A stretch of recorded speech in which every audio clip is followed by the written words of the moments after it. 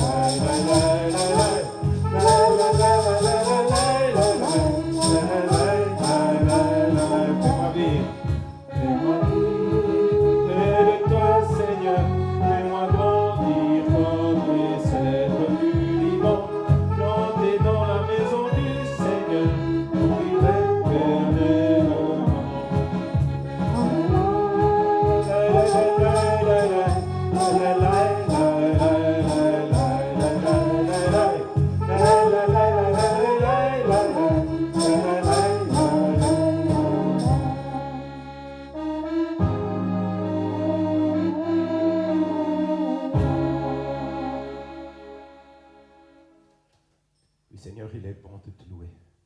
Il est bon de chanter ton nom. Il est bon de proclamer ta fidélité durant les jours, pendant les nuits. Seigneur, oui, tes bienfaits ne peuvent se compter. Nous sommes émerveillés par tout ce que tu as créé. Et combien tes œuvres sont grandes. Tu es Elohim, tu es El Shaddai, tu es Adonai. Et Seigneur, merci pour ce week-end de l'Ascension, ce week-end où Jésus, tu es retourné prendre ta place auprès du Père, où tu es retourné pour siéger sur ton trône après toutes les souffrances, après tout ce que tu as vécu, tu as tout accompli, tu as élevé l'acte de rédemption, tu as brisé l'acte d'accusation, tu as tout fait pour nous et tu es retourné auprès de ton Père et on attend avec impatience aussi ce week-end de Pentecôte où tu déverses ton esprit sur tes disciples. Alors Seigneur, merci pour ta place auprès du Père. Merci parce que tu nous as dit que tu nous réservais aussi une place, que tu nous préparais une place. Et Père, on se réjouit de te rejoindre. On sait qu'on a encore un temps sur cette terre, qu'on a une mission sur cette terre. Mais Père, on vit dans cette espérance de la vie éternelle avec toi, par le sang et le sacrifice de Jésus. Amen.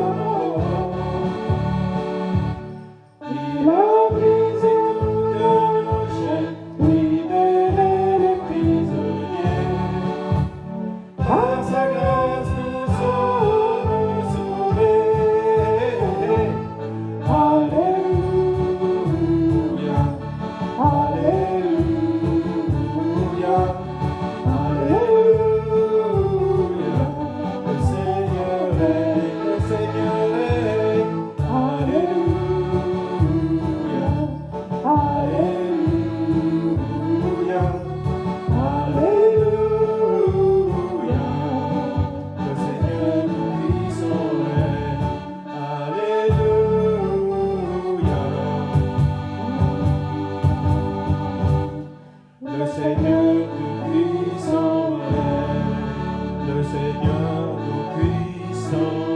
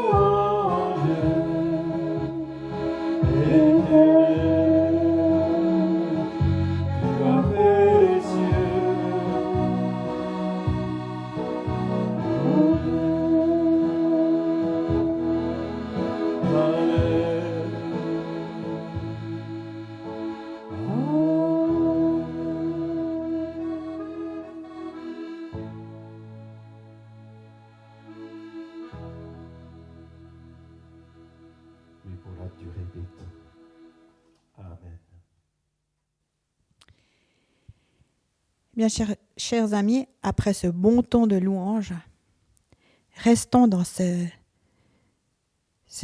sentiment de demander pardon, ce sentiment d'humilité dont je vous avais déjà parlé la dernière fois, au mois d'avril. Un autre aspect de l'humilité, c'est l'histoire du Samaritain. Le Samaritain qui ramasse les blessés sur le chemin.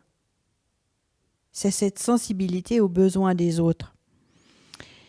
Cette sensibilité qu'on trouve de moins en moins parce qu'on est de plus en plus volé ou escroqué, parce que le monde devient de plus en plus inéquitable et que notre charité a de plus en plus tendance à se refroidir. On a tellement été trompés qu'on hésite maintenant à aider ou à donner.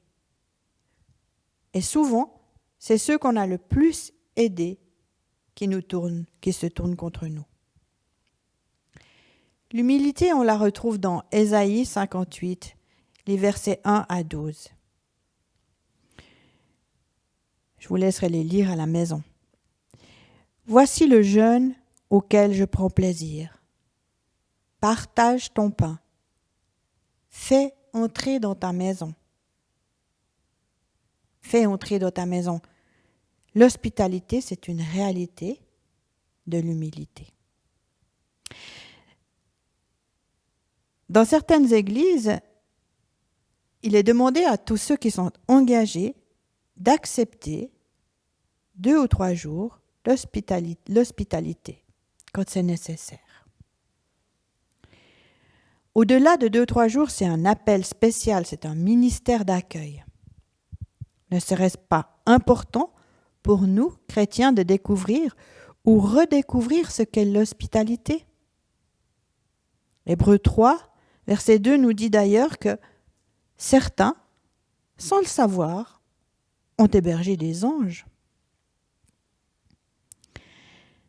Donc nous avons notre part à faire. Il y en a qui attendent que Dieu les rende humbles.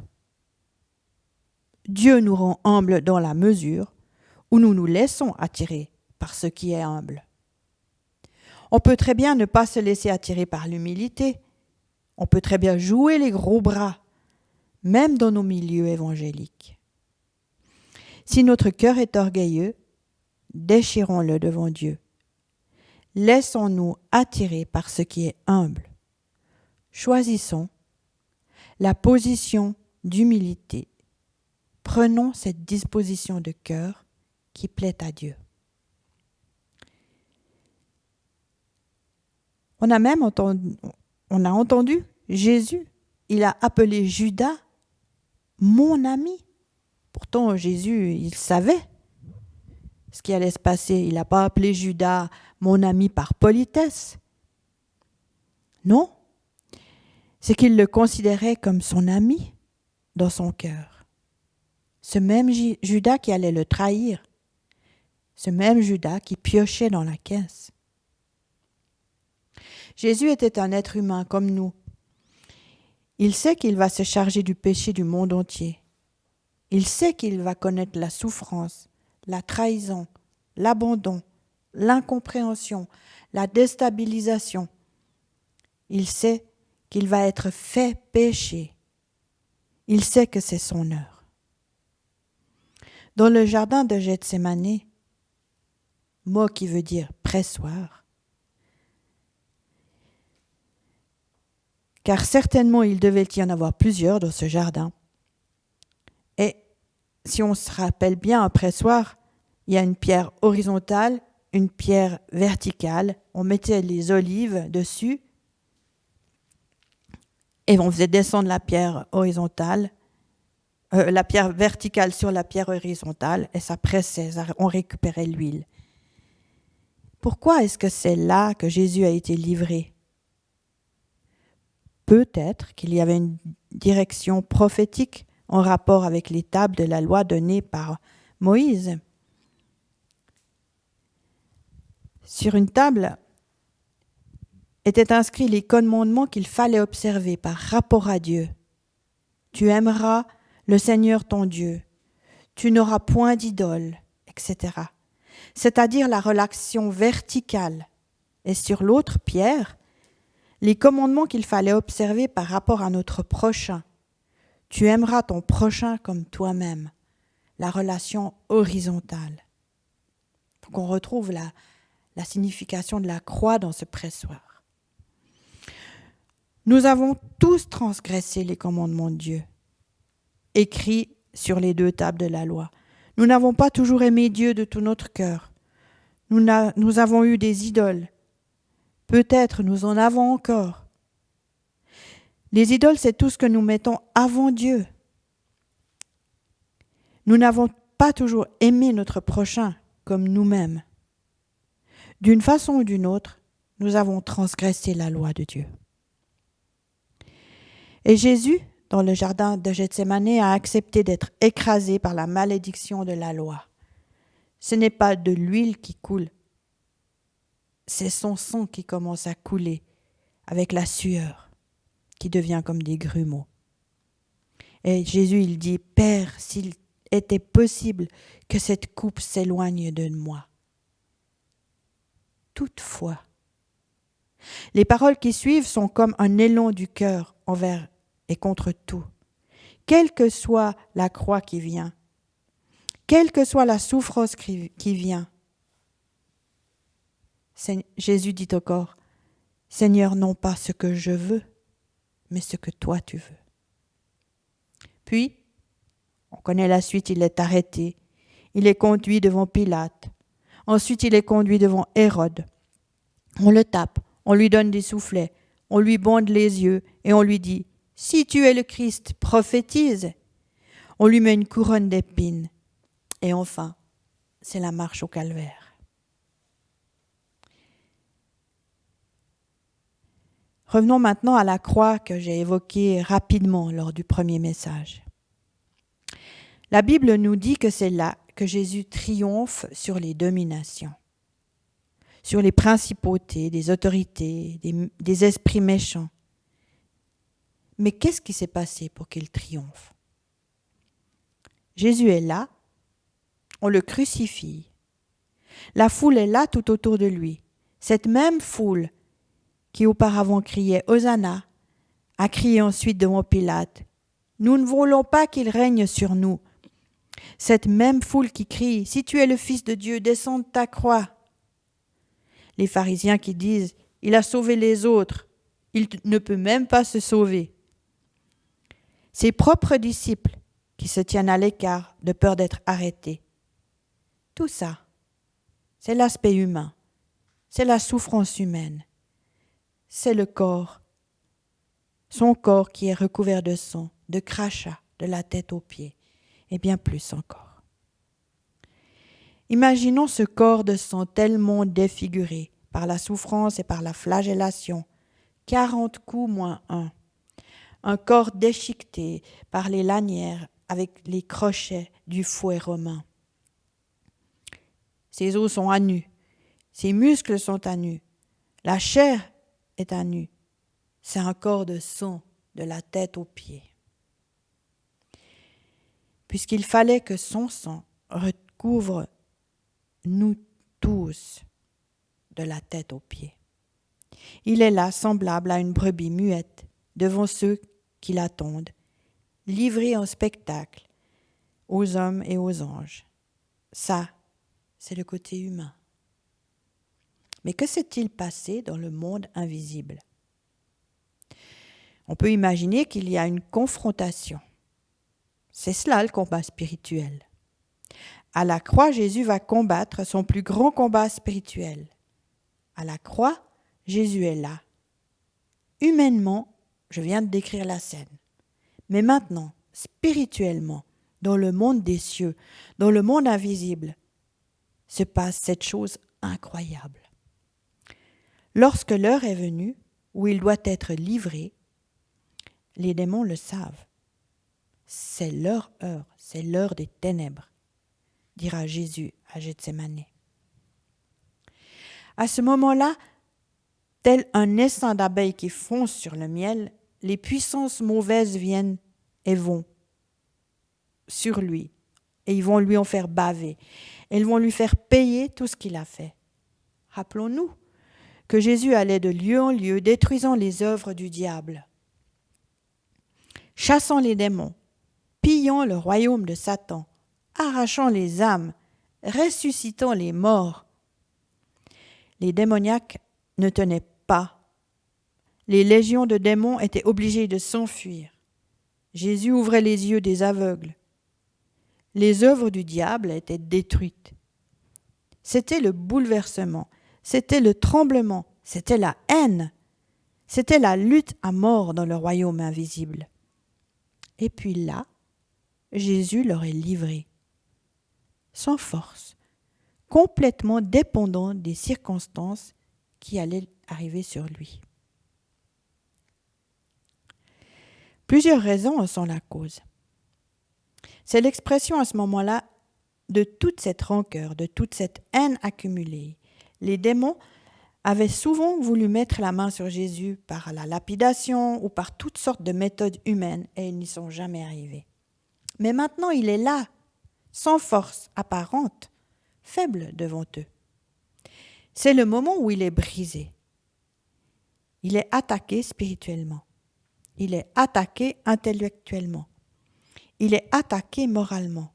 Il est attaqué physiquement. Ce n'est pas seulement les coups, mais c'est toute la pression de l'enfer qui est là. C'est la haine, c'est la vengeance. C'est une puissance de souffrance qui est comme un fleuve de haine et de souffrance qui se déverse sur lui à la croix. Mais ça ne s'arrête pas là.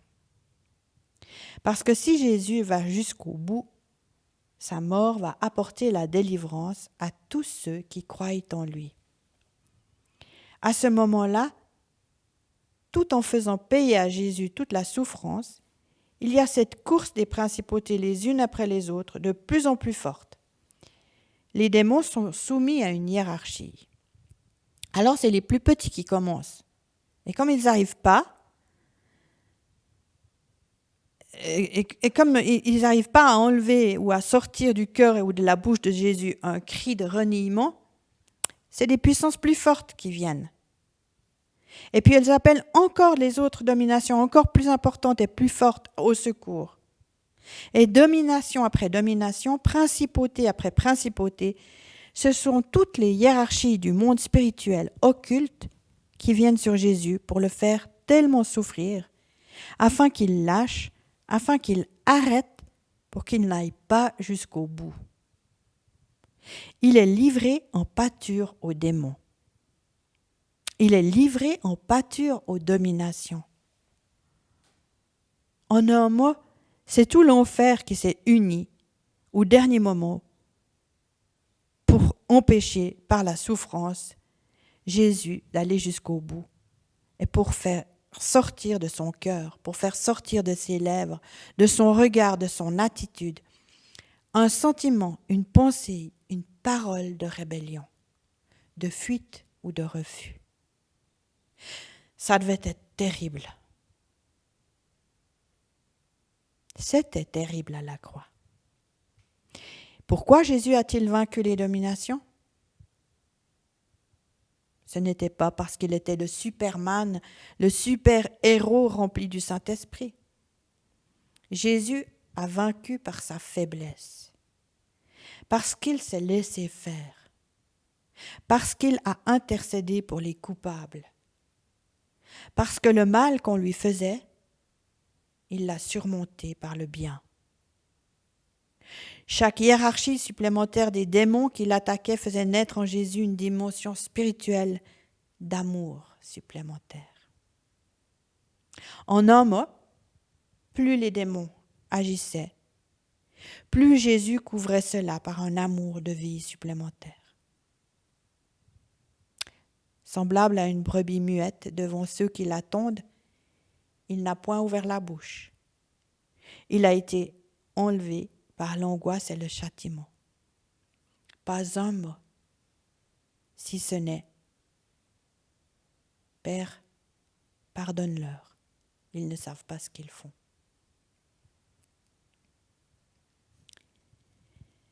Moi, quand je lis ça, j'en ai la chair de poule. Des choses se passent dans le monde spirituel et on ne comprend pas toujours le rouage. Mais ce qu'il nous faut comprendre, c'est que Jésus a été le paratonnerre de toute la malédiction. Lorsque Jésus meurt, il a construit en lui, face aux oppositions, face aux trahisons, face à l'enfer, il a créé en lui une nouvelle humanité. Quand Jésus se relève de la mort, lorsqu'il monte au ciel, assis à la droite de Dieu et qu'il reçoit tout pouvoir dans les cieux, sur la terre, lorsque le Christ vivant vient en nous, il nous communique cette nouvelle humanité. qui a vaincu la haine, qui a vaincu le péché, qui a vaincu Satan, qui a vaincu les dominations, qui a vaincu les autorités, qui a vaincu les méchants.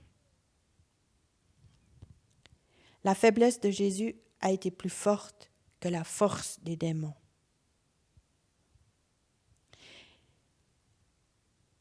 C'est merveilleux, non? Lorsque nous nous rappelons que Jésus a vaincu les démons, c'est parce qu'il a été jusqu'au bout. Il est resté dans le sentiment, dans les dispositions, dans la vie, qui est une logique, qui est une folie pour nous, humains, mais qui est une puissance de Dieu. C'est par son humilité que Jésus a vaincu Satan et l'enfer tout entier.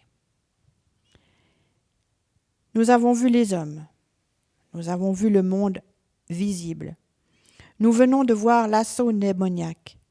Essayons pendant quelques instants d'imaginer le monde des anges. Les anges, ils veulent courir au service de Jésus. Jésus n'a-t-il pas dit à Pierre en Matthieu 26, les versets 52-53, « Remets ton épée dans ton fourreau. Si je le voulais, mon Père m'enverrait une légion d'anges. » Essayons de voir le Christ à la croix du haut du ciel. Jésus est à la croix, semblable à une brebis muette. Il est là, la malédiction est sur lui, l'abandon de Dieu.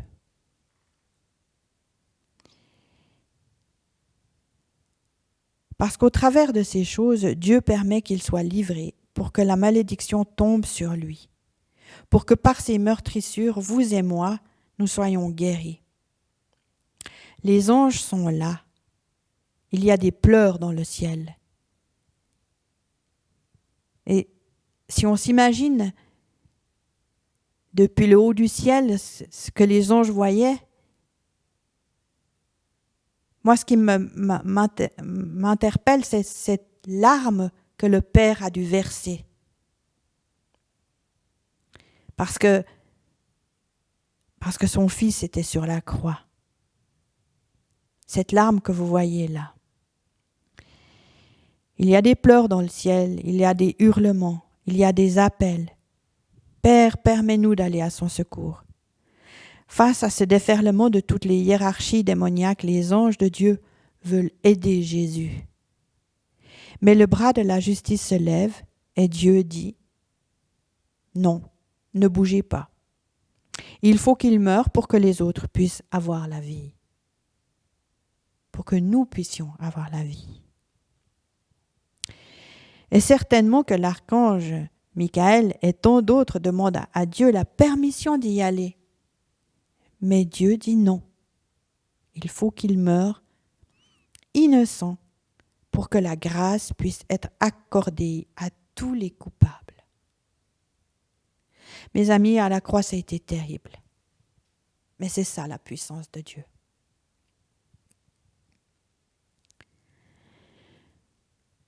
Nous retrouvons également cette notion d'humilité dans la famille.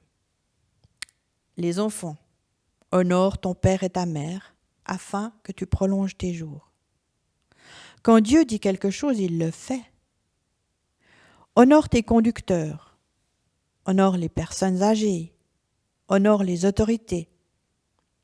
Et dans notre société de rébellion, que nous retrouvons aussi dans l'Église malheureusement, ces valeurs manquent.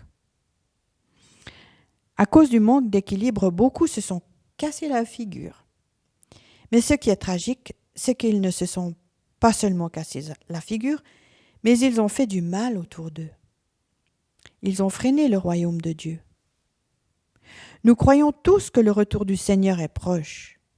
Mais ce retour ne serait-il pas retardé par l'état lamentable du peuple de Dieu? Jésus, il n'a pas envie de venir prendre une église handicapée, une église moribonde. Jésus, il veut une église sans tache, ni ride, ni rien de semblable. C'est pour cette raison qu'avec l'aide du Saint-Esprit, il faut que le peuple de Dieu se lève pour que nous soyons prêts et que notre état attire Jésus.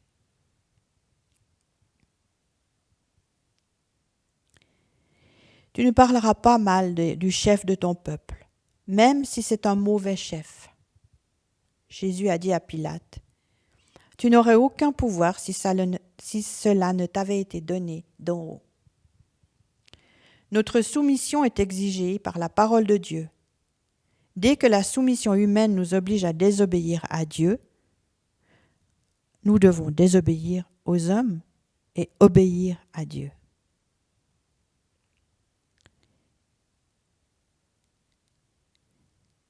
Je répète ça.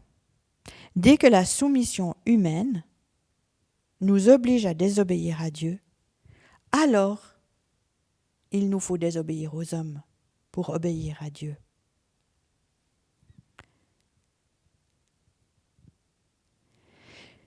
Jugez vous-même s'il vaut mieux obéir aux hommes qu'à Dieu, dira Pierre. Tant qu'il n'y a pas contradiction entre l'autorité humaine et l'autorité divine, qui que nous soyons, nous devons nous soumettre. C'est une clé de bénédiction parce que toute autorité vient de Dieu.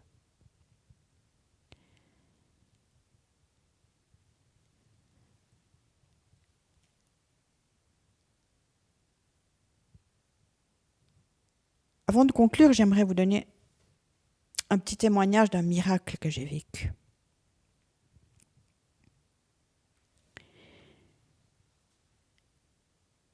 Quand on était, il y en a qui le connaissent déjà, mais quand on était au Mexique, on est allé visiter cette déchetterie. C'était un tas d'immondices, on va dire plutôt. C'était même plus qu'une déchetterie, c'était un dépotoir.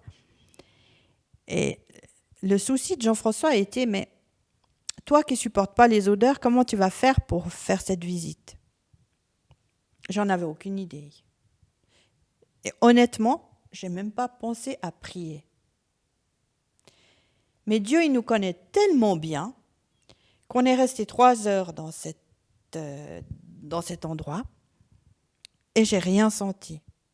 J'ai même pu serrer dans les bras des gens qui étaient sales, qui ne devaient pas sentir très bon, apparemment, d'après ce que je voyais chez les autres, mais moi, j'ai rien senti. Quand on est reparti, on n'avait pas fait 500 mètres avec la voiture, mais ça pue ici. Ben voilà, Dieu, il a fait que je puisse vivre ce moment pleinement. Moi, j'y suis pour rien. Mais je vous assure que quand on se rend compte d'une chose comme ça, ben on ne fait pas le malin. Parce qu'on se rend compte que Dieu, il est tellement puissant qu'on reste humble. Sa puissance, elle nous pénètre dans les entrailles.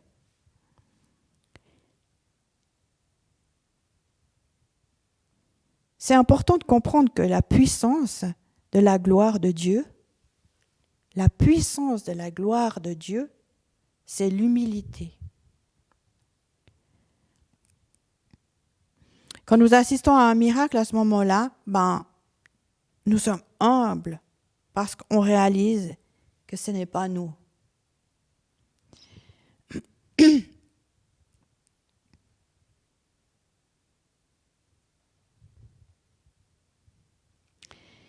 Mais que c'est le Seigneur qui agit.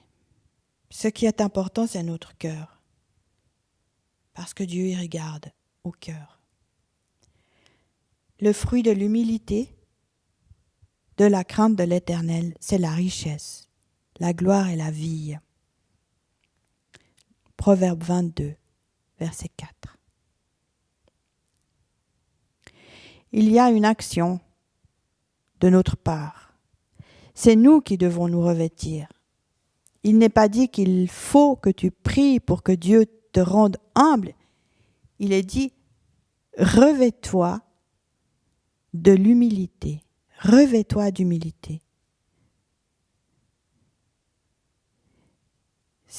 On trouve ça dans Colossiens 3, le verset 12. « Ainsi donc, comme des élus de Dieu, saints et bien-aimés, revêtez-vous d'entrailles de miséricorde, de bonté, d'humilité, de douceur, de patience. » Revêtons-nous d'humilité. C'est un geste, c'est une décision, c'est un choix que nous faisons.